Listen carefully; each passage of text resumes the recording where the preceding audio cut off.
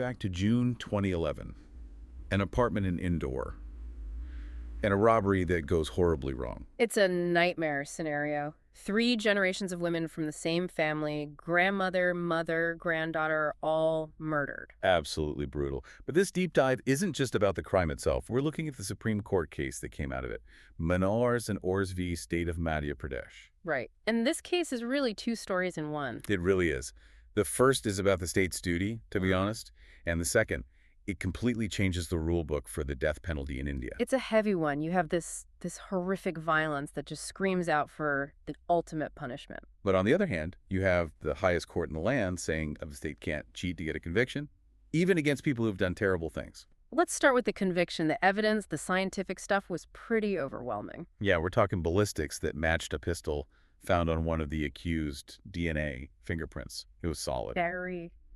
But the story the police told to connect all those dots, that's where the problem started. It had some serious holes. And the biggest hole was a person, an investigating officer named Deepika Shinde.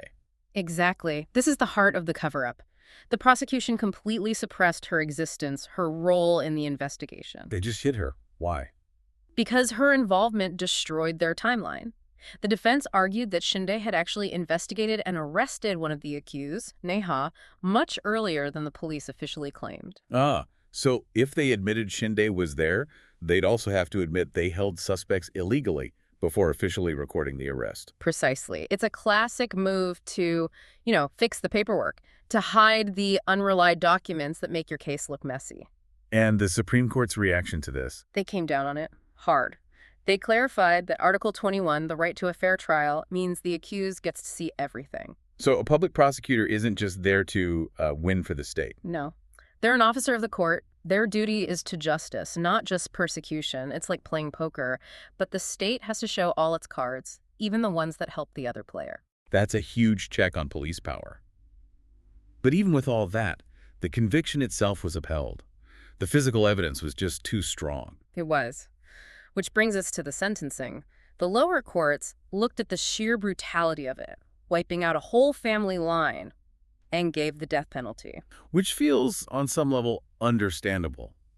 But this is where the case takes its second major turn. The Supreme Court brought up the Bakhan Singh principle. The rarest of rare doctrine. But they did more than just quote it. They gave it teeth. They made it practical. Really? They turned it from a philosophy into a mandatory checklist. The court ruled that from now on, before sentencing someone to death, the state must conduct a proper psychological evaluation. So you have to understand the person's mind. Yes. And you must get a report from a probation officer. You have to assess their life, their background, their conduct in jail. You judge the criminal, not just the crime. And that's where this case gets almost surreal.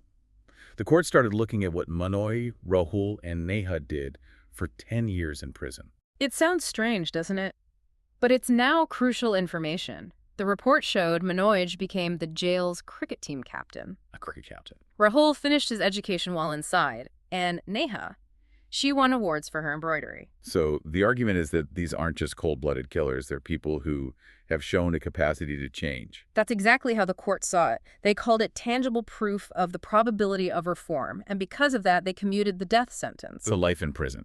But not just any life sentence. Right. A fixed term of 25 years without the possibility of remission. It's a balance. It acknowledges the horror of the crime, but also the possibility of human change. That is the tension, isn't it?